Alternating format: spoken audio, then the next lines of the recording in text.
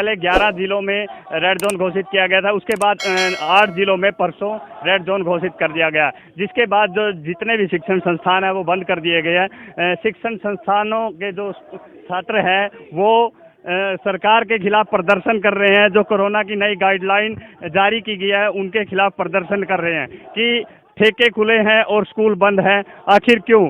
हमारे जो शिक्षण संस्थान है वो खोले जाएं, क्योंकि लगभग 2 साल का समय हो गया है जो शिक्षण संस्थान है, हर जो कोरोना की गाइडलाइन जारी होती है उनमें शिक्षण संस्थान सबसे पहले बंद होते हैं।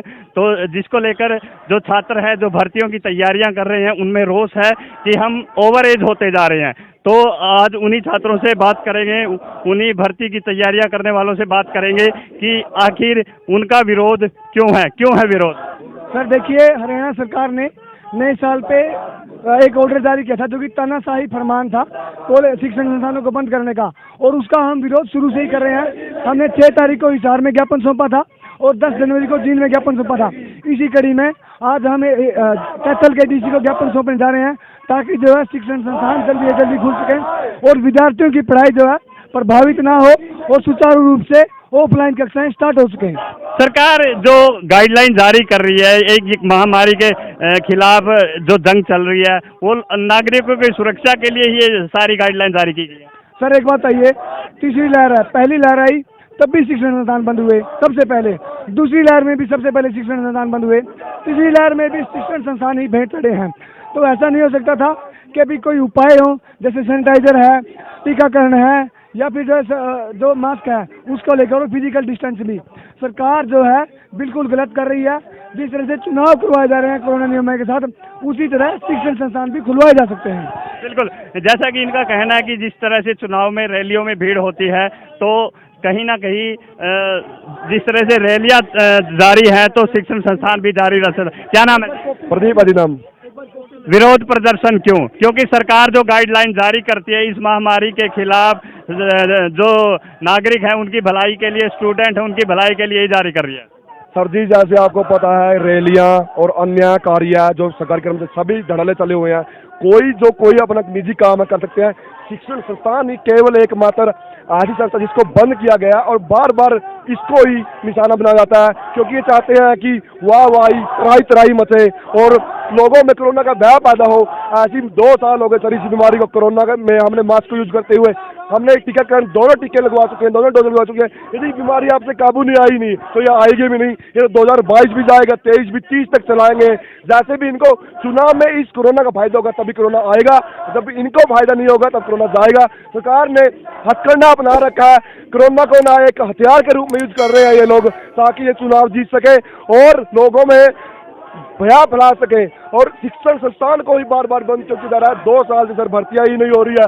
बच्चे, युवा लड़के की उम्र निकल रही है, बच्चे डिग्रियां मिल रही है बच्चों को ऑनलाइन पेपर नकल मार के।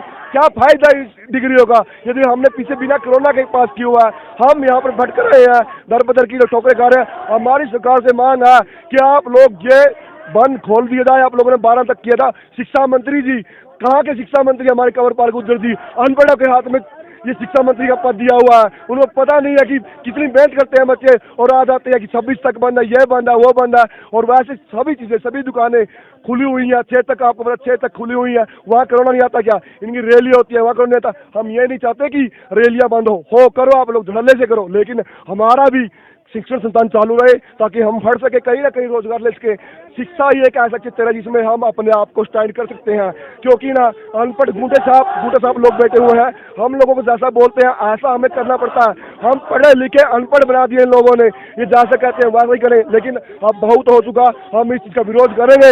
यदि हमें अपनी जान भी देनी पड़ी तो हम देंगे। यदि हमारे माँ बाप, आपको पता है 1 साल तक किसान आंदोलन जारी रहा और कोरोना के काल में जारी रहा, वहाँ किसी भी एक किसान को कोरोना हुआ नहीं हुआ।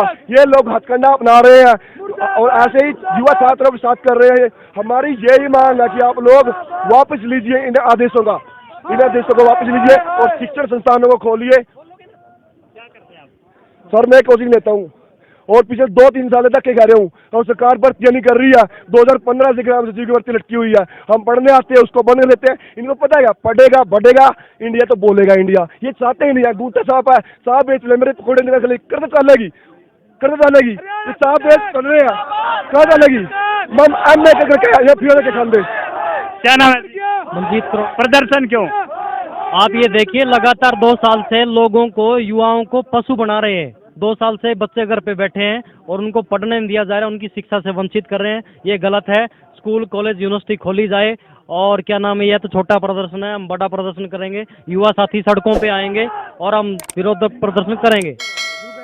ठेके खुले हैं, रैली जल्द से, चुनाव चालू है। पंजाब 70 किलोमीटर परली साइड में चुनाव चल रहा है, 150 किलोमीटर यूपी परली साइड में। तो बच्चों को जागने की जरूरत है, जाग जाएं बच्चे।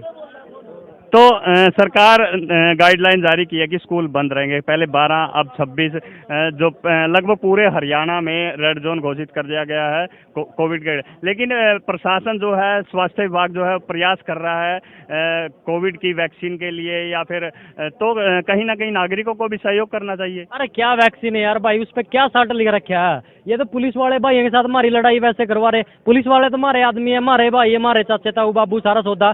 ये बेकार की जो सरकार, बड़े बड़े मगरमच्छ बैठे हैं, बड़े बड़े बिजनेसमैन बैठे हैं, वो इंटरनेशनल साजिश से उनकी साइकोलॉजी वार कर रहे हैं, वो मार रहे हैं जनता को। पुलिस वाले के होट है, जनता नहीं जागरूक हो रही।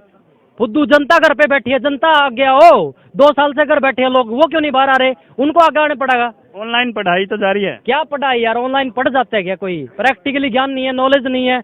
और वो जो स्कूल के मेंबर हैं, कॉलेज यूनिवर्सिटी जो बना रखी है, हम उनको दल्ले बोलते हैं, समाज को जो लूट रहे हैं। वो उनके स्टाफ को क्यों नहीं भेजते? वो बच्चों को क्यों नहीं भेजते? वो बच्चों को टिक्का लगा रहे हैं, उनको नपुंसक बना रहे हैं। वो ये जनसंख्या घटाने का कारण यही है इनका। नकली आदमी, सारी जनता सुती पड़ी यार इस देश के भी। हम तो थक लिए लोगों ने समझा गए। क्यों नहीं जागती जनता? क्या नाम है? मेरा नाम लाडी भारती है। क्या कहना है? मेरा कहना ये है कि जो आज सरकार की कूटनीतियाँ हैं और पूरे देश में शिक्षण संस्थानों को बंद किया जा रहा है, सरकार का फैसला ये है कि बच्चे ना पढ़ें और इन जो पहली नीति है इनको बिल्कुल अनपढ़ रखा जाए। आज का विरोध प्रदर्शन क्यों? हम शिक्षा संस्थान खुलवाना चाहते हैं। घर बैठे नहीं पढ़ा जाता, ऑनलाइन पढ़ने से आंखें भी खराब हो जाती हैं, इतनी देर बैठा भी नहीं जाता फोन के आगे। हम चाहते हैं कि शिक्षा संस्थान खुलवाए जाएं। और 2 साल भी बर्बाद हो गए हमारे। पिछली बार भी कोरोना की वजह से 2 साल कोचिंग सेंटर, लाइब्रेरी वगैरह सब बंद रहे। ऑनलाइन पढ़ाई चल रही है, सरकार सपोर्ट भी कर रही है कि ऑनलाइन पढ़ें, किसी को भी शिक्षा से वंचित नहीं रहने दिया जाएगा। शिक्षा मंत्री 6 घंटे की क्लास होती है, क्या आप 6 घंटे बैठ के पढ़ सकते हो? और वो भी एक ही सीटिंग में। 6 घंटे कोई भी नहीं पढ़ सकता। 10 मिनट का ब्रेक हो चाहे 20 मिनट का ब्रेक हो, 6 घंटे कोई भी नहीं पढ़ सकता। मैं जो हमारी क्लासेस लगती है उसमें भी 5 मिनट का ब्रेक देते हैं। और बाकी ये बात है, अगर हम 2-2, 3-3 साल हो गए, जब भी भर्ती आती है कैंसिल हो जाती है।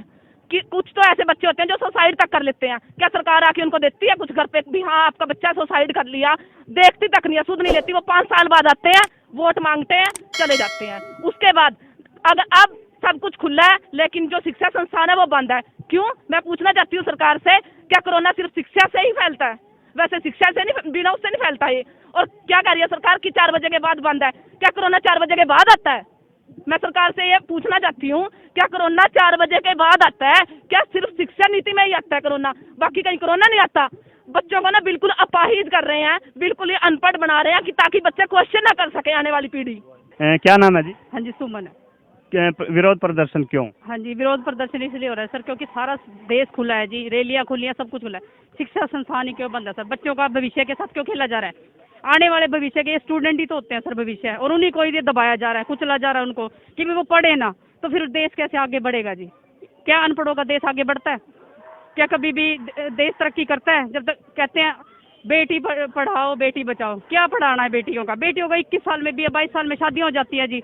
वो यही टाइम तो उनका होता है सुनहरा मौका कि वो नौकरियां लगे, उसी के दौरान उनको पीछे कर दिया जाता है। 2-3 साल क्या पेरेंट्स या सरकार देगी हमें?